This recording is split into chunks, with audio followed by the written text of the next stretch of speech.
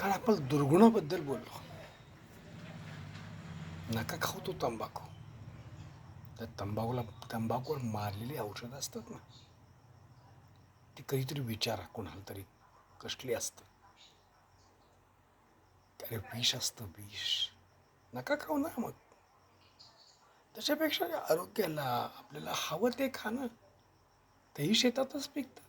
मग शेंगदाणे असतील, वाटाणे असतील, निळ्या भाज्या पिकवतो त्या कच्च्या खा, धुवून खा.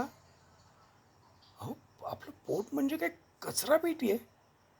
तंबाखू, गुटखा असल्या नको ते पदार्थ खायला. कुजलेलं जेवतो का आपण कधी?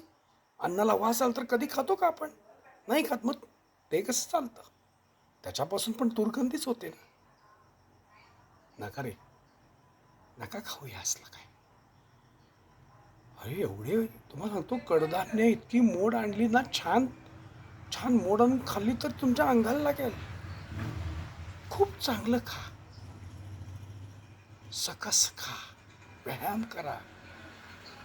बघा की आपलं आरोग्य, आपले मिळवलेले पैसे आपल्याला दवाखान्याला खर्च करायसाठी नाही आपण मिळवत. आनंद घ्या, चांगले राहा. नका ना करू असं. चांगलं वागलं तर काही अडचण नाही. खूप छान व्हाल तुम्ही आणि आनंदी होईल आणि तुमचं घरही सुखी राहील, आनंदी राहील.